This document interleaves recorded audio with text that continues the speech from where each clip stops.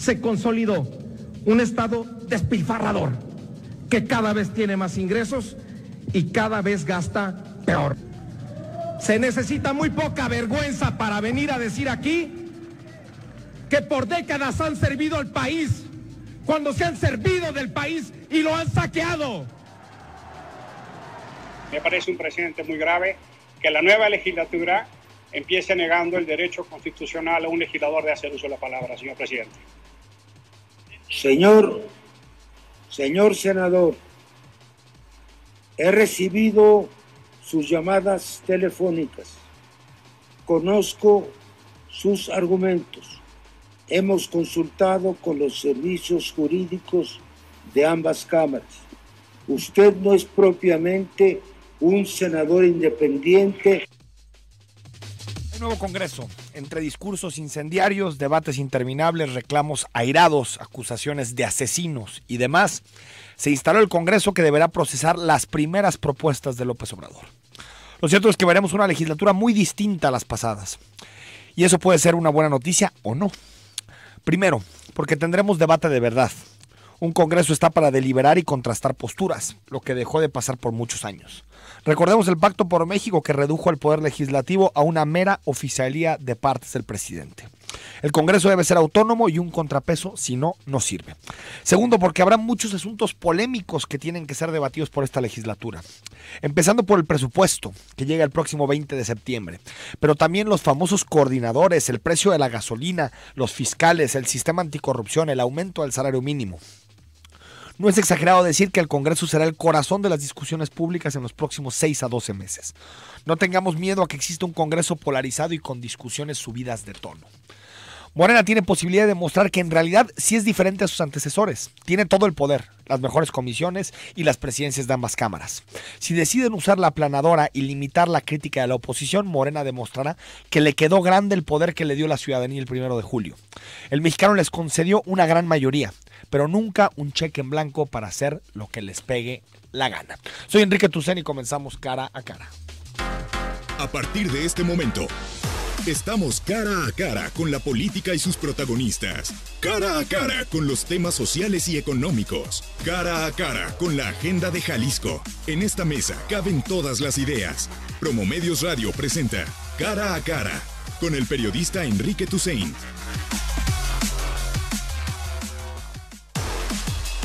9 de la mañana con 7 minutos. La Sala Superior del Tribunal Electoral determinó que el INE sí estaba facultado para entrar a revisar la utilización de los recursos del fideicomiso para los damnificados que comenzó a operar gente muy cercana al Movimiento de Regeneración Nacional. Sin embargo, revocó la sanción, la multa que había impuesto el Instituto Nacional Electoral por varias razones. Dice que el INE no fue exhaustivo a la hora de investigar, que pudo perfectamente haber solicitado colaboración de las instituciones hacendarias y bancarias para profundizar en la investigación. Dice que el INE no acredita la utilización de recursos públicos, pero que al mismo tiempo cae en contradicciones al ordenar dar seguimientos a procedimientos de fiscalización del partido Morena.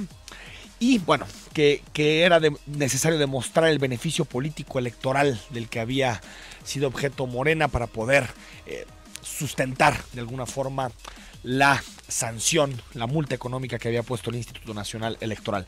Polémica resolución del Tribunal Electoral, y para analizarla saludamos a Arturo Espinosa.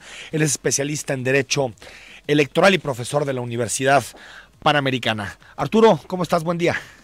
¿Qué tal, Enrique? Buenos días, ¿cómo estás? Oye, de entrada no sé si tuviste posibilidad de revisar lo que señala el tribunal, pero de entrada, ¿qué te parece la resolución? Mira, la sentencia he leído una parte, apenas la subieron el día de ayer, pero estuve el viernes dando seguimiento a la sesión. Mira, en principio, o sea, creo que desde que el INE resolvió este tema del fideicomiso, había muchas dudas en la manera en lo que lo resolvieron. Sí. Al menos por mi parte, yo coincido en que debió de haber hecho una investigación más exhaustiva. En algunos momentos lo han comparado con casos, o sea, por la importancia y por el tamaño, con casos como Pemex Gate y Amigos de Fox, y esos casos fueron casos que tardaron 3 años en resolver. Sí, sí. Porque pues si bien hay que seguir la cadenita del dinero, pero eso toma bastante tiempo.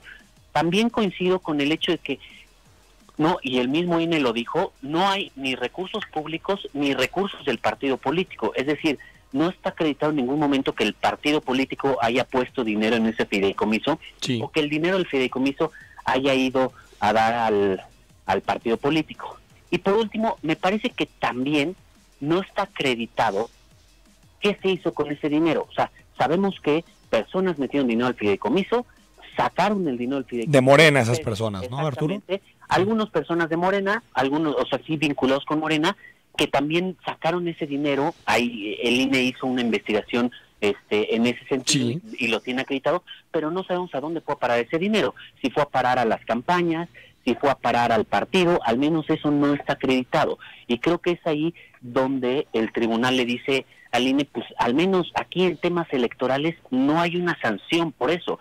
No estás usando mal el dinero del partido, tampoco usaste el dinero del partido para para un fin electoral o para... O eso no está demostrado todavía, ¿no? Eso no está demostrado. Sí. Lo que me parece raro de la sentencia del tribunal, o lo que me parece muy debatible, es que en lugar de revocar y decir aquí ya murió el asunto, que no se lo hubiera regresado y le hubiera dicho haz una investigación mayor, perfecciona el trabajo. Te falta esta información, investiga, ¿no? Exactamente, digamos, porque como se lee así nada más diciéndole, pues hay estos errores y hasta aquí es que le están perdonando una gran multa a Morena. Y me parece que hubiera sido deseable que le dijera al INE, pues mira, ya te dije todo lo que carece este caso, todo lo que le falta, te lo devuelvo y pues inténtale, investiga más, métele más detalle y ya después vemos qué pasa, ¿no? Como ha ocurrido en otras investigaciones, ¿no? Exactamente, así es. Ahora, Arturo, en ese mismo sentido,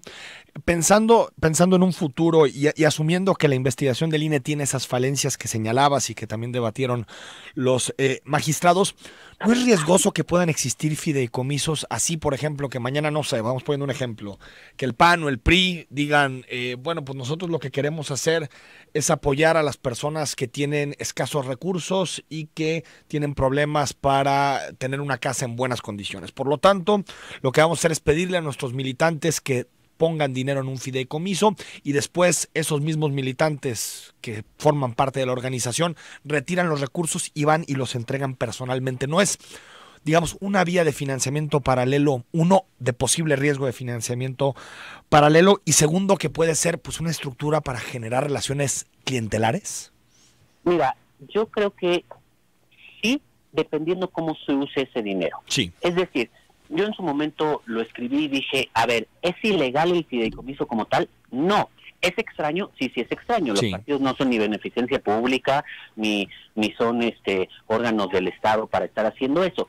Pero tampoco está prohibido, ojo, siempre y cuando ese dinero, o sea, el dinero que se mete en el fideicomiso no venga del partido político, porque el financiamiento que se le da a los partidos políticos no puede ser usado para eso, y eso ya se discutió en el momento en el que si renunciaban al financiamiento público, si lo querían regalar para los damnificados y demás, se dijo, no, a ver, en dado caso nunca lo recibas, di que no lo quieres y ya se regresa y la misma administración pública decide cómo lo usa. Y la otra es, siempre y cuando también ese dinero del fideicomiso no se use justamente para generar clientelas o comprar votos. Sí. Es en este caso las dos cosas que no están probadas. De ahí en fuera, o sea, que militantes de un partido político, incluso dirigentes fuera del partido político, porque tampoco en el caso de Morena hay algún acuerdo o algún documento del partido que diga que ellos ordenan crear el fideicomiso, sino, digamos, sus dirigentes o algunos de sus dirigentes y militantes se pusieron de acuerdo y dijeron vamos a armar un fideicomiso con las reglas que es que lo anuncia López Obrador, ¿no? Lo anuncia, sí lo anuncia. Digo que esa es también una parte débil de la investigación, porque hay excesiva documentación de declaraciones, ¿no? Exactamente, o sea, lo hacen público y probablemente, o sea, sí lo promueven ellos, pero no lo crea el partido como tal, digamos, la dirigencia del partido no ordena la creación, ni tampoco la Secretaría de Finanzas del partido ordena la creación. Entonces, es ahí donde es raro, sí es raro, sin duda, que un partido esté haciendo eso. No es algo que se haya visto antes. Pero ahorita lo que tenemos es que tampoco hemos visto que no está acreditada este tipo de irregularidades. Digamos que el fideicomiso se haya haya recibido el dinero del partido o que este dinero se haya entregado a los damnificados a cambio de su voto o haciéndoles, digamos, pidiéndoles el voto a cambio de la entrega del dinero. Eso es lo que no está acreditado. En el Inter, todo lo demás que ocurre, pues repito, es poco usual para un partido político, para los militantes de un partido político, pero tampoco está prohibido por la ley. Sí. Y yo aquí siempre hago la reflexión, ¿qué tanto vamos a querer prohibir cualquier tipo de conductas o no? Sí, por el posible riesgo, ¿no? Exactamente. Y sí, yo creo que ahí es donde le falló es que creo que al INE. En este caso es un partido político y eso creo que es de las partes sólidas de la argumentación que hace Ciro Murayama en la resolución del INE, donde dice los partidos políticos no son almas de la caridad, no son ONGs, sino son estructuras que lo que buscan es el poder y por lo tanto utilizar este tipo de recursos supuestamente para apoyar causas sociales podría degenerar en un futuro en casos de clientelismo, pero estoy de acuerdo contigo, Arturo, eso lo tienes que probar, ¿no? Exacto, Sí. y el punto es justamente eso, el partido político no hizo el fideicomiso, lo hicieron sus militantes. Es que eso me parece un poquito simulación. Lo promueven, pero es como decir que un militante o un dirigente de un partido político no puede ser empresario. Sí, no, me refiero más bien a que anuncia el presidente de un partido y candidato a la presidencia, anuncia que van a hacer un fideicomiso, después la plana mayor de ese partido, gente de mucho peso de ese partido, vaya, encabeza el fideicomiso, pues sí creo que puedes estar dándole la vuelta a la ley. A eso me refiero. Mira, yo creo que lo que pasa es que jugaron en el límite de la ley. Sí. O sea, jugaron en el límite de la ley y fueron justamente muy cuidadosos de que no hubiera dinero del partido político y al menos de lo que sabemos hasta ahorita, que la entrega de ese dinero tampoco hubiera sido con un fin de beneficiar a los candidatos o al partido político. Sí, eso es jugar en el límite de la ley. Y creo que esa parte, lo que decías, tal vez porque los consejeros quisieron mandar un mensaje muy enérgico, muy contundente en los días posteriores a la elección, no se esperaron a hacer una investigación profunda como la que tú decías y referías, la del Pemex Gate o los amigos de Fox, y tal vez haber probado en un plazo de 2 o 3 años en qué terminó ese dinero y si en realidad hubo relaciones clientelares entre los damnificados y el partido, ¿no? Definitivamente, yo creo que eso es, al INE le faltó tener un poco de más calma, más paciencia para extender la investigación y justamente probar estos extremos, ¿no? O sea, si algún recurso del partido político estuvo involucrado, y 2, ¿qué fue lo que pasó con el dinero del fideicomiso? ¿A quién se le entregó y cómo se le entregó? Y a lo mejor si sigue un poco más, pero pues te repito, esto es una cuestión de paciencia, de una investigación muy exhaustiva, de lidiar con muchas autoridades, con muchas instituciones, y toma mucho tiempo, y creo que al INE de repente le entró la prisa por querer sacar la decisión, y ahí es donde también, bueno, me parece que el tribunal pudo haber ordenado al INE que continuara la investigación, que hiciera una investigación más profunda, y ya después con más elementos que vuelve a emitir una nueva resolución. Sí, antes de despedirte, Arturo, y solo para entender bien tu posición, ¿crees que los magistrados actuaron bien porque no había pruebas de los delitos que se le imputaba a Morena, pero consideras que debieron haber regresado la posibilidad de que el INE profundizara en la investigación? Así es. Yo creo que la posición de los magistrados es correcta en el sentido de que con lo que resolvió el INE no había una irregularidad clara o evidente, pero sí creo que le debieron de haber ordenado al INE o dado la oportunidad al INE de que continuara la investigación, la ampliara y cuando tuviera más elementos emitir una nueva resolución a ver qué había encontrado, qué nuevas cosas había encontrado. Arturo Espinosa, especialista en Derecho Electoral y profesor de la Universidad Panamericana, gracias por tomarnos esta llamada y compartirnos tu opinión sobre la polémica resolución del tribunal sobre el fideicomiso de Morena. Muchas gracias a ti. Gracias. Arturo Espinosa desde la Ciudad de México. Vamos al corte y hablamos sobre una encuesta muy interesante que mandó a hacer el Instituto Jalisciense de las Mujeres. Cómo percibimos, cómo entendemos los hombres de la zona metropolitana de Guadalajara y de Jalisco nuestra masculinidad.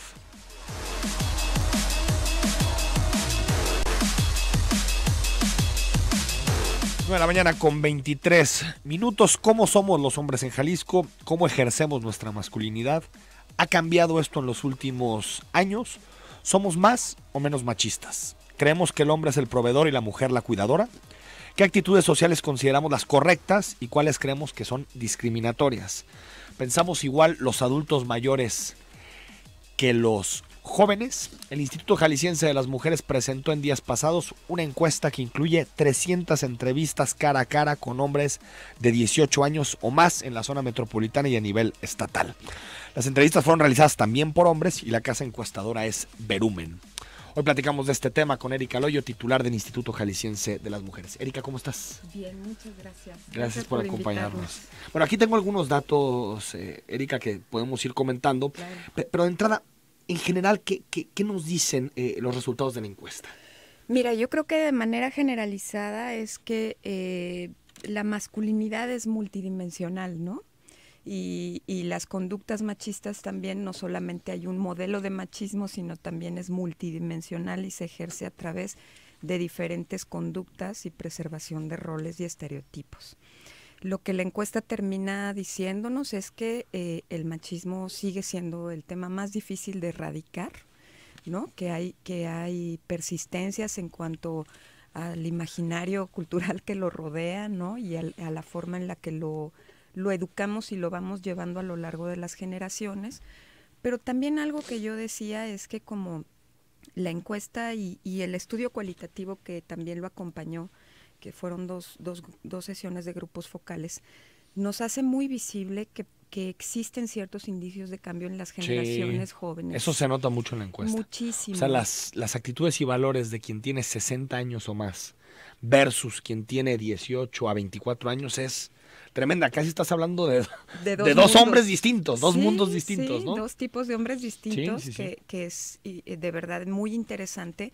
Y también la propia encuesta, además de hacer la segmentación por rango de edad, hace la segmentación por tipo de nivel socioeconómico, que también es muy interesante, ¿no?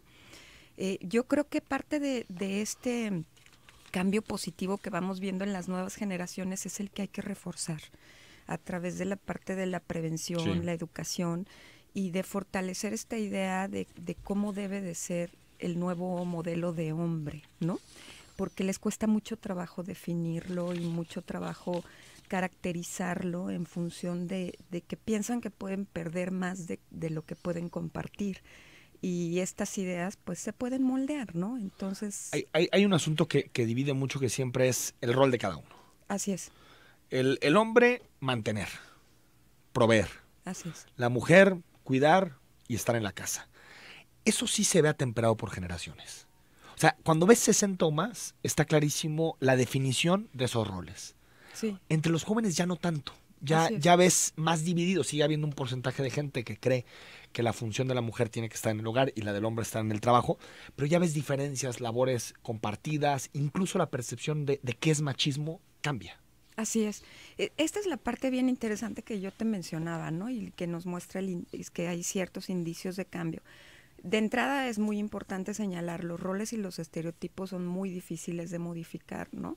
Y son culturales, son patrones, ¿no? Y la teoría te dice que puedes tardar de 10 a 15 años en modificar esa estructura. Importantísimo señalar lo mismo, los teóricos nos dicen que un estereotipo no se elimina, sino se transforma. Y la gran tarea es esa, ¿no? ¿Cómo podemos transformarlo? Nosotros medimos dos tipos de cosas en la encuesta. Una son roles y estereotipos, que son toda esta parte cultural que mencionas, y la otra son conductas, que pueden ser conductas de cuidado, sexuales, laborales, etcétera, ¿no? Y en esta parte de roles sí está muy afianzado entre la gente de 60 años, incluso de los 50 a los adelante, 60, ¿no? Que las mujeres están para estar en su casa, para educar a los hijos, para cuidar el funcionamiento. Incluso hay una parte de la encuesta que me pareció pues casi hasta un shock cultural cuando leí ese porcentaje. Arriba de 60 o más, los hombres pensamos que está bien que elijamos los amigos de la pareja. Así es. O con quién debe estar la pareja, que eso ya en las nuevas generaciones está total. Bueno, creo que está casi borrado. Está casi desdibujado eso, y esta es la parte más interesante, ¿no? Porque incluso también la gente de 18 a 25 en ese rango te dice que las mujeres ya no necesariamente se deben de quedar en casa, sino que deben de trabajar, que tienen derechos que además es muy bueno que trabajen porque comparten el rumbo de un hogar o de una pareja, ¿no?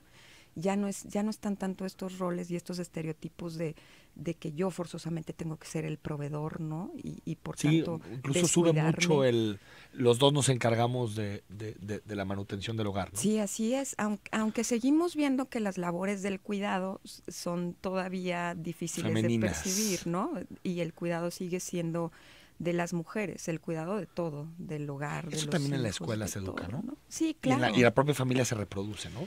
Es que yo creo que la familia también lo reproduce mucho. Ellos en el estudio cualitativo mencionan como el primer factor para aprender igualdad, cuidado o conductas machistas, la referencia del padre, después de la madre, después de la sociedad y después de los amigos. Pero fundamental y algo bien importante, un reforzamiento de las industrias culturales. El cualitativo lo menciona claramente. O sea, televisión, internet, cine, redes, música, comerciales, todo este tipo de productos los mencionan muy claramente en el cualitativo como algo que refuerza la idea del ser hombre.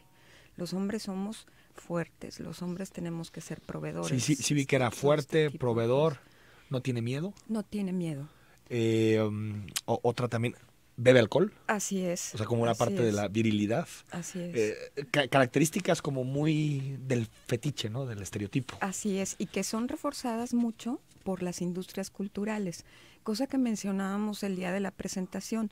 Es muy importante hacer un trabajo sobre los creativos, las y los creativos, ¿no? Para que entonces este tipo de cosas puedan irse también trabajando desde lo que consumes culturalmente, en que en lugar de reforzar un estereotipo o un patrón, pues puedan ir caminando rumbo a un camino distinto, ¿no? ¿Qué pasa también, Erika, en ese sentido con la reacción que tenemos ante, digamos, expresiones de amor y de cariño de homosexuales? Es muy interesante porque ahí no veo tanto cambio generacional. Ahí sigo viendo una repulsa, una discriminación al homosexual que expresa su cariño en público. Incluso en una quinta parte dice que le molesta ver a parejas homosexuales expresarse afecto y digamos que en el caso del grupo de edad de 18 a 24 años es casi lo mismo, 21-22%. Sí, ahí sí tenemos también que trabajar más porque son conductas discriminatorias y que se ven reforzadas por el propio modelo del machismo y de la masculinidad vigente, ¿no? Hay una parte de las personas que dicen, bueno, yo lo puedo aguantar y lo puedo tolerar, pero no puede ser público. No, me repulsa verlo. O sea, no me incomoda saber que existe, pero no lo quiero ver. Pero no lo quiero ver. Que lo hagan en la intimidad, en su casa o en cualquier lado, pero que yo no lo vea, ¿no? Y esta parte es una parte que también prende de la cultura de la discriminación y de la intolerancia, ¿no?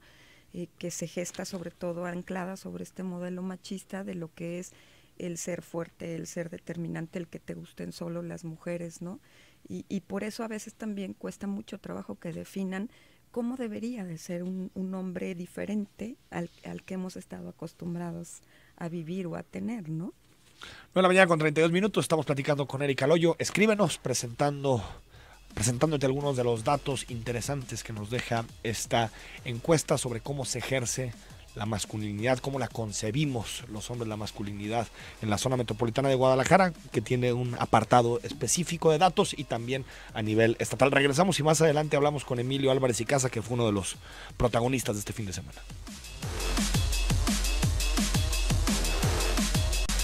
9:36 a.m, estamos con Erika Loyo, titular del Instituto Jalisciense de las Mujeres, hablando sobre esta encuesta muy interesante que se puede descargar, Erika, en internet. Sí, está en la página del Instituto Jalisciense de las Mujeres, descargable y totalmente pública. Digo, lo que nosotros queremos es que se consulte, que se escriba sobre ella, que se debata, ¿no?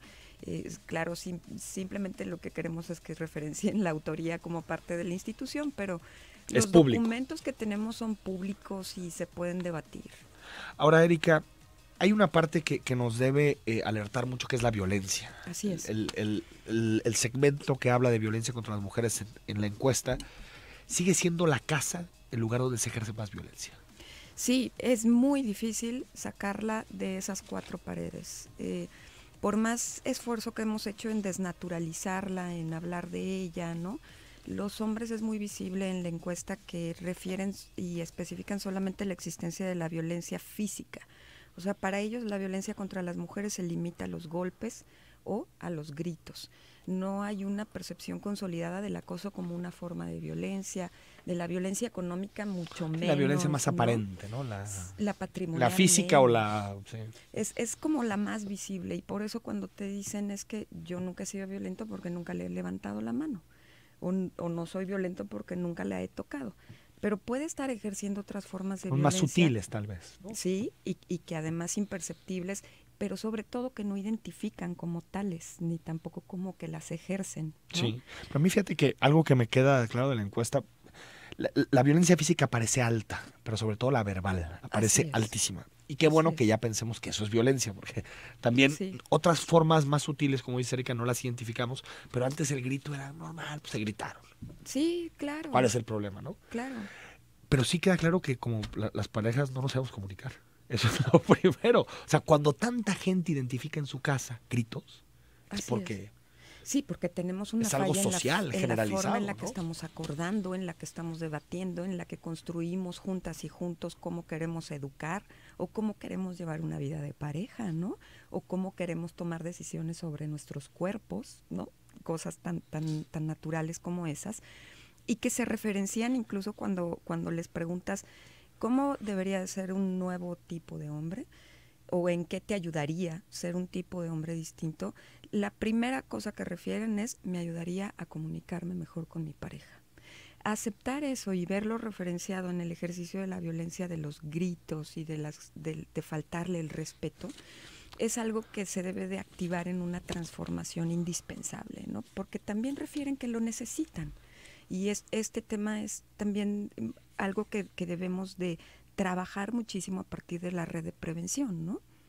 ¿Cómo hacer, Erika, para introducir este concepto que tú has impulsado desde que llegaste al Instituto Jalisciense de las Mujeres y que entiendo que incluso el propio gobernador está muy consciente de la importancia que son las nuevas masculinidades? ¿Cómo impulsarlas? ¿Tienen que empezar en la casa, en la educación, en los medios de comunicación?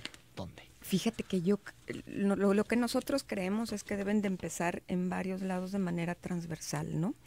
En principio está comprobado y lo vimos en la encuesta que no hay que soltar el paso con relación a la transformación y a la reeducación desde el nivel de secundaria, secundaria, preparatoria y los primeros años de universidad, que todavía es cuando puedes moldear una idea distinta de masculinidad y de igualdad. La Red Estatal de Prevención y Formación de Nuevas Masculinidades se dedica a trabajar sobre estos niveles educativos, con la Secretaría de Educación, con el CODE, con toda la red de escuelas que tenemos. Y hemos tenido muy buenos resultados, porque ahí lo que hacemos es trabajar con hombres y con mujeres. ¿Por qué? Porque las mujeres también conocemos este tipo de masculinidad hegemónica, y se empuja y se propicia también. Y además buscamos ese tipo de hombres. ¿Sí? Y hay que aprender que puede haber hombres diferentes o que debemos de buscar un hombre distinto, ¿no? ¿En las aulas? Es en las aulas en donde estamos trabajando. Pues, o no, o tiene que ser transversal a la currícula, al plan educativo. Yo creo que debería de ser un tema transversal a la currícula que también tocara los temas de las escuelas para padres y madres de familia, ¿no? Porque es muy importante que nosotros también reconozcamos que quizás estamos ejerciendo prácticas en nuestra casa que fortalecen al machismo y que no lo eliminan, ¿no? Y muchas de esas suceden por naturaleza o porque estamos acostumbradas o acostumbrados a hacerlas, ¿no? Cosas tan sencillas como servirle de comer a tus hermanos o como que no laven los platos los hombres, desde las cosas más sencillas hasta las cosas más fuertes, ¿no? Entonces hay que seguir apostando por este tema reeducativo de prevención, de sensibilización desde todos estos niveles y como padre también hay que estar abierto como padre y madre a este nuevo tipo de conocimiento y acordarlo con tu pareja. Eso es bien importante porque si lo haces solo papá o solo mamá, pues entonces no estás teniendo una comunicación asertiva y una formación. O mensajes de dos, ¿no? que chocan, ¿no? Para el niño, para la niña, ¿no? Otra vía que creo que es importantísimo reforzar, pero que esto también se debe hacer desde el nivel federal, es trabajar con las industrias creativas. Importantísimo, ¿no? O sea, yo lo que no por vender mucho. a veces reproduzcan mensajes nocivos para la sociedad de discriminación, Así de es. roles preconcebidos. Desde la música, ¿no? ¿Cuántas piezas musicales no conocemos que maltratan a las mujeres y que hacen legítimo el uso de la fuerza? Hasta el tema del asesinato, que es lo que queremos evitar, ¿no? Hay videos ahorita en las redes sociales muy fuertes que lo hacen evidente, ¿no? De reggaetón. Así, todo este tipo de cosas tienen que fortalecerse, y también el tema de que los medios de comunicación nos ayuden también a no reforzar estas conductas estereotipadas, ¿no? Yo lo decía ese día en la rueda de prensa, también comunicar asertivamente y diferente, es una responsabilidad que perpetúa las conductas machistas o las transforma, ¿no? Entonces, todo este tipo de cosas son las que creo que se deben de continuar en el siguiente gobierno. Evidentemente, bueno, la encuesta está hecha para la zona metropolitana y habría a lo mejor, si el siguiente gobierno lo decide continuar con este tema, habría que trabajar también sobre cómo son los hombres en las diferentes regiones del estado, que seguramente serán distintos, ¿no? Claro. Y fortalecer ese trabajo a nivel regional. Nosotros tenemos ahorita esta red de formación, reeducación y prevención, y el Centro de Atención y Reeducación de Conductas Violentas. Las universidades, por ejemplo.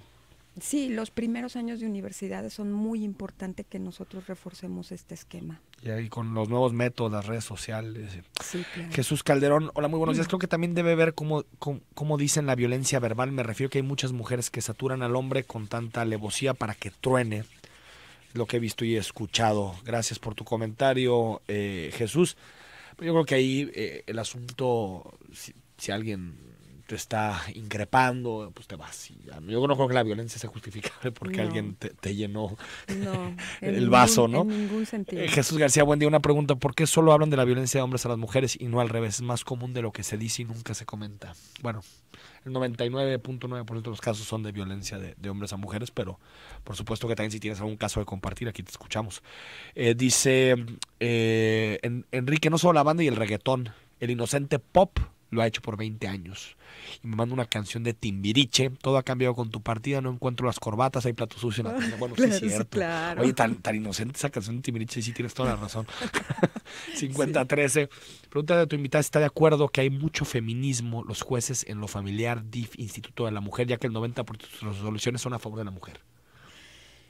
Yo lo invito a que también pueda acercarse al Poder Judicial, que está cada vez capacitándose más para juzgar con perspectiva de género, lo cual significa pues que de alguna u otra manera se ponga la perspectiva de no solamente las mujeres, sino es que el género no es solo mujeres, es hombres y mujeres, ¿sí?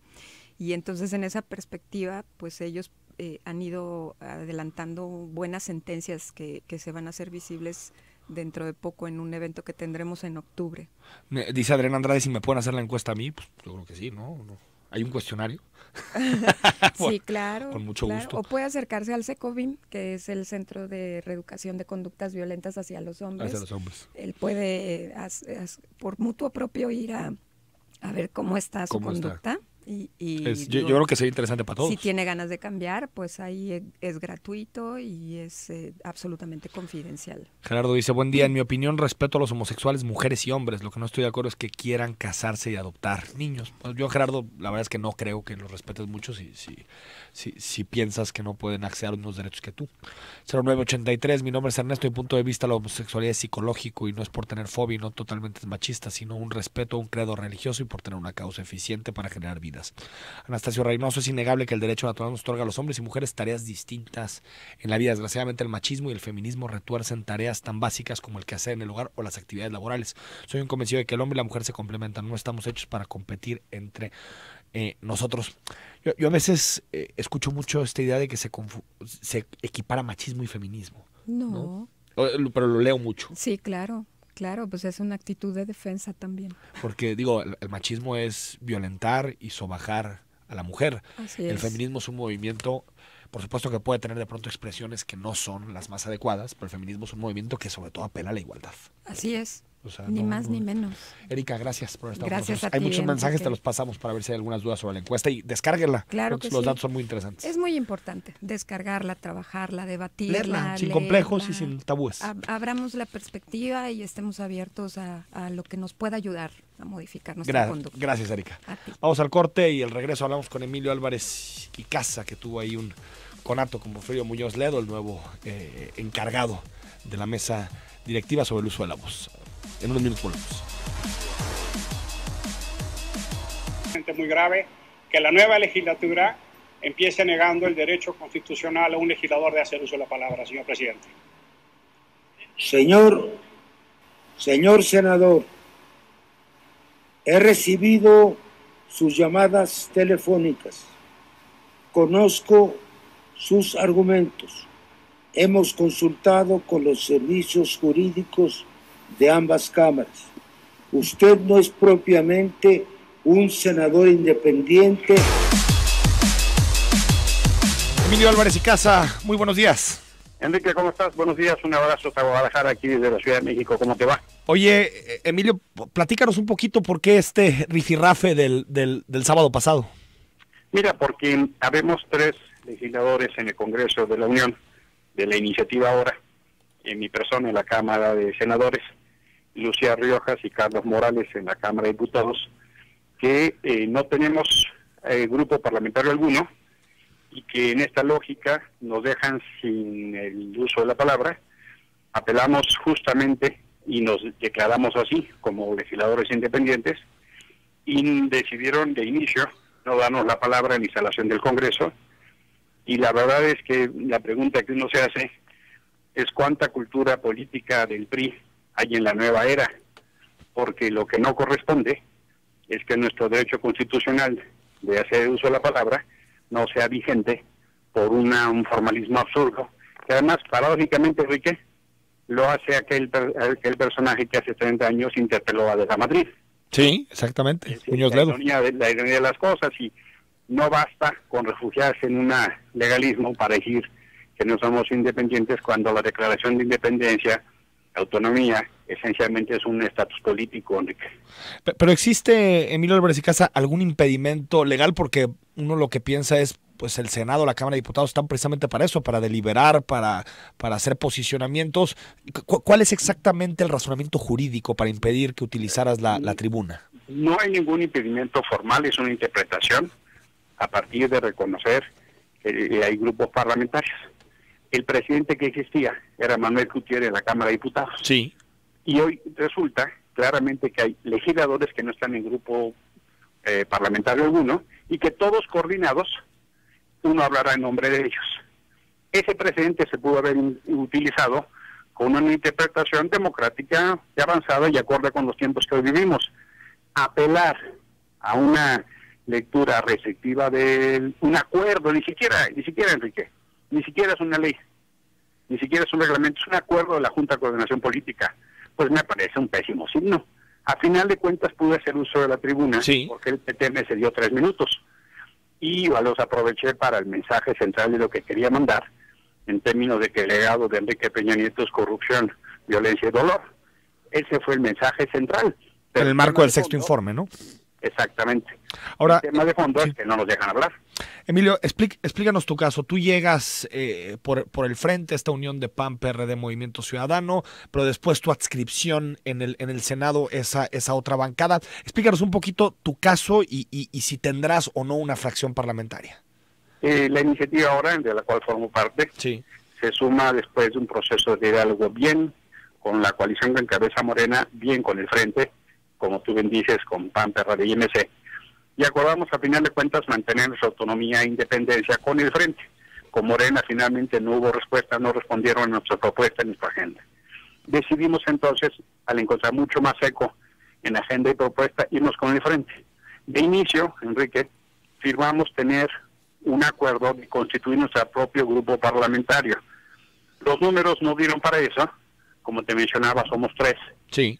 Y nos declaramos formalmente la figura que se utiliza, al no estar adscritos en grupo parlamentario, legisladores sin partidos. la figura política son legisladores independientes. Lo hicimos así saber. Yo venía inscrito en la lista del Frente, mi nombre apareció en los logos del PAN, PRD y MC, y tan pronto llegué a la Cámara comuniqué que no estaría formando parte de ningún grupo parlamentario justo por eso. Lo mismo hicieron Lucía Riojas y Carlos Morales en la Cámara de Diputados, y seremos así, unos legisladores independientes en la 64 legislatura. Ahora, con derechos restringidos, por lo que entiendo, Emilio, de uso de voz, tal vez comisiones, o si habrá condiciones para que ejerzas como senador independiente. Mira, la restricción más importante será la de los recursos. Sí. Yo me hago cargo de la consecuencia de mi decisión. Eventualmente los recursos que van a los grupos parlamentarios, me refiero a recursos financieros, asesores, aquella cosa que se llama el arrope, ¿verdad? Sí. Pues no lo tendré, renunciaremos a ello. Tendremos todo el derecho a hacer uso de la tribuna cuando lo consideremos. Será más complicado estar en la conducción de alguna comisión. Yo en lo personal pretendo presidir la Comisión de Derechos Humanos del Senado, digamos por mi historia y trayectoria. Sí. La pongo a la mesa para poder ayudar al país en ese orden de ideas. Vamos a ver si hay voluntad política para que la mayoría no se aplaste a la oposición, pues como hacía el PRI, ¿verdad? Ojalá que no sea el caso. Emilio, antes de despedirte, en un minuto, porque se nos está agotando el tiempo, para quien te critica porque dice que llegaste por la vía de los partidos y por lo tanto que no te puedes declarar senador independiente, ¿qué le respondes? Les respondo que lean el acuerdo que firmamos en marzo y les respondo que la condición de independencia es un estatus político, no legal, que sí. No se confundan. Emilio Álvarez y Casa, gracias. Gracias, Enrique, un fuerte abrazo. Buenos días, Emilio Álvarez y Casa, desde la Ciudad de México, después de esta sesión de instalación, las dos cámaras juntas, Cámara de Diputados, senadores juntas, para procesar el sexto informe de gobierno de Enrique Peña Nieto. Se empezaron a definir las principales comisiones, posicionamientos de los distintos partidos políticos. Fue unánime el rechazo a la administración de Peña Nieto, que realmente pues hoy es el mensaje. Hoy en términos reales termina la administración de Enrique Peña Nieto. Si ya había desaparecido de la escena política desde el 1 de julio, incluso antes, pues ahora realmente lo que hay es un muerto viviente en Los Pinos, con la soledad tremenda. Hoy lo escribía precisamente Raimundo Riva Palacio, la lejanía de sus cuadros más cercanos, del PRI, del partido, ya con un trato muy distinto porque se agotó la presidencia y se agotó su poder, y más bien pidiendo pues que existan algunas consideraciones con relación a su sexenio y a las reformas que impulsó. El último spot que usted puede ver se liberó este fin de semana y tiene que ver precisamente con explicaciones relacionadas con el gasolinazo. Algunos mensajes más que nos llegan. Claudio Villa dice: buen día, Enrique, es fósil, el INE no investiga a Morena, pues se negoció reciprocidad, el PRI no investiga a Morena y Morena no investiga al PRI. Creo que tu entrevistado es un Villamelón, aprovechó a los partidos y el chaqueteo con relación a la entrevista que hicimos sobre la resolución en torno al fideicomiso de Morena. Yo comparto la interpretación, por más que creo que es muy peligroso que se normalice ese tipo de figuras, fideicomisos al margen de la fiscalización. Sí creo que el consejero, y lo dijimos aquí en su momento, Ciro Murayama, hizo un buen trabajo, pero se aceleró. Tal vez una investigación más profunda en donde se hubiera remitido a Hacienda, a instituciones bancarias para saber exactamente dónde quedó el dinero, hubiera hecho que el dictamen, que el proyecto de sentencia que presentó ante los consejeros del INE, pues fuera mucho más sólido. Lo discrepante ahí, o lo extraño es los criterios que tienen uno y otro. El INE lo pasó con 10 votos a 1 a favor, casi unanimidad en el INE, y después el tribunal lo revoca por mayoría. Entonces ahí es cuando crees que la ley sigue teniendo muchos asteriscos. Jesús López, bueno, gracias por todos los mensajes en relación al tema de la encuesta sobre nuevas masculinidades, sobre cómo ejercemos los hombres la masculinidad. Vamos a seguir comentando este tema con Erika Loyo, con especialistas. Te recomiendo que revises la encuesta. Creo que es muy interesante ponerle número a las actitudes. Te vas a acordar de algunas que ves en la calle, en tu casa, en la escuela, y ayuda mucho a entender la educación y por qué perviven tantas estructuras de machismo en nuestra sociedad. Mañana a las 9 está con nosotros el comisario de Zapopan, Roberto Alarcón. Acompáñanos, hablamos de inseguridad en este municipio. Y el próximo jueves el Ombudsman, para que estés atento. Soy Enrique Tucen y hasta mañana a las 9.